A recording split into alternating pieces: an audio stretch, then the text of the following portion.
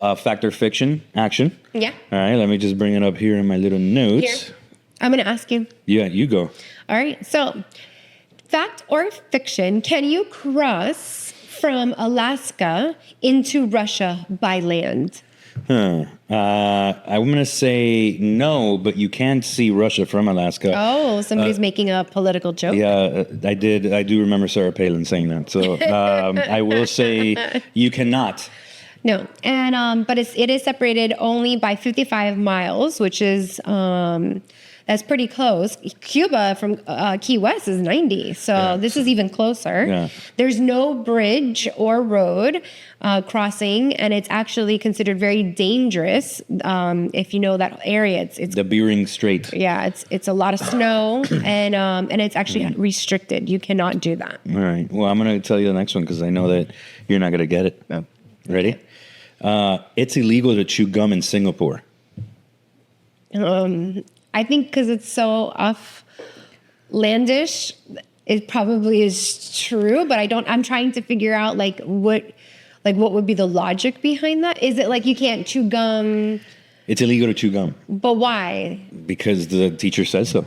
It is a fact, actually. Congrats. Since 1992, gum has been heavily restricted to maintain cleanliness. Cleanliness. Exceptions exist for therapeutic and dental gum for a prescription. Interesting. So, yeah. So, basically, Bubblicious has no market there in Singapore. No market. You wanna hit me with the next one? Yeah, I'll hit you with the next one. Right. France has the most time zones of any country.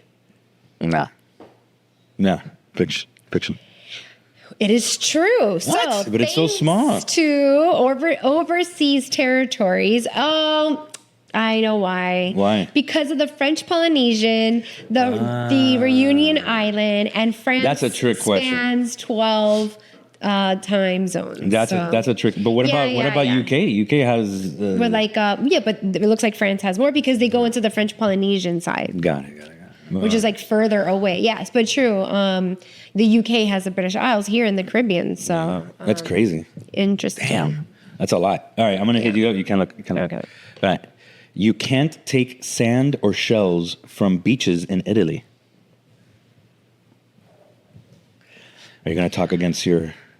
And when we were in the Midwest, we weren't allowed to take rocks from the Grand Canyon and all that stuff. I took a few. I'm not gonna lie. So I'm gonna say it's true.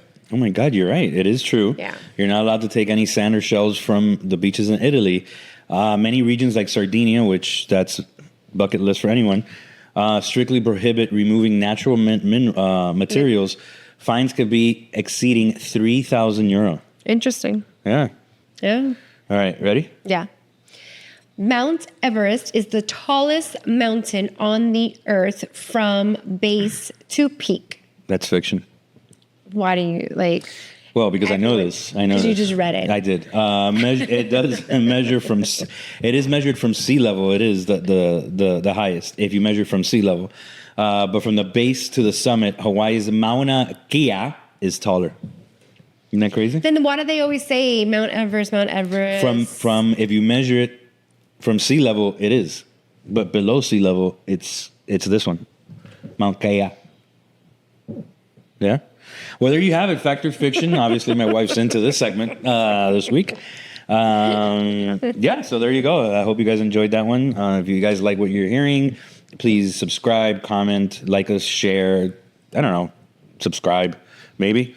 That would be great. Yeah. All right. So you ready for the next? You have any travel advice tips before we get to the next segment? Yeah, let's go. I'm really big on this. I've been traveling for 40-something years. I think it's really important that you do research local laws and customs before you go.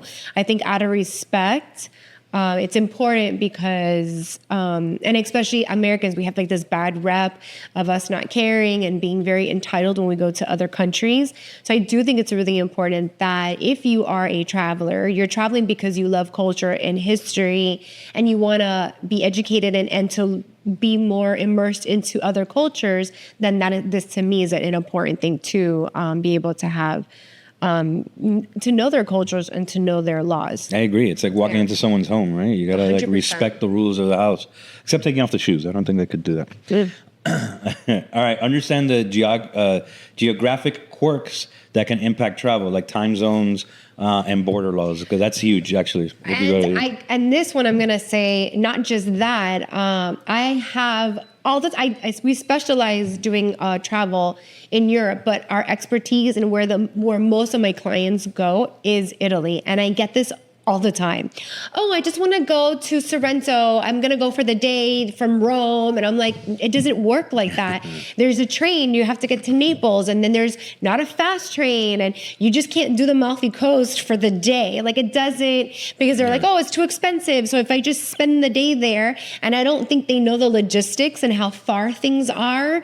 And so that's where us travel agents come in and we explain to you, it's not a quick drive. It may say on Google Maps that it's a 3-hour, car ride, but it's not. It's definitely always more.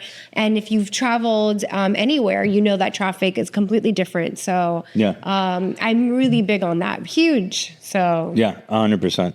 I agree with you. I think sometimes because we look at a map and it looks so close, we feel like it could be that easy. And it's not. Yeah.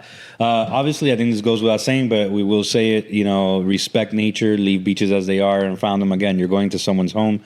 You don't want to mess with their home, right? So just don't touch. No toca. No toca, as they would say. Avoid tourist myths by working with experts like ourselves. So that's a big one. I think, many people, in the world of ChatGPT, Google and all that, they're like, oh, I already know where I'm going. I already know the quirks. I already know everything because Google and ChatGPT told me. They only know what certain people have put in there. Again, things change rapidly, and the algorithms, believe it or not, are not still as fast as human nature. So that's why, again, travel advisors are very, very important because we're in constant contact with what's happening. You want to take the last one? Every trip is smarter with cultural context. I'm glad you said that. I think that just summed up everything we just said. Pretty much in a nutshell. All right, so there you go. I hope that helped. It's not only fact or fiction fun, but some travel advising as well.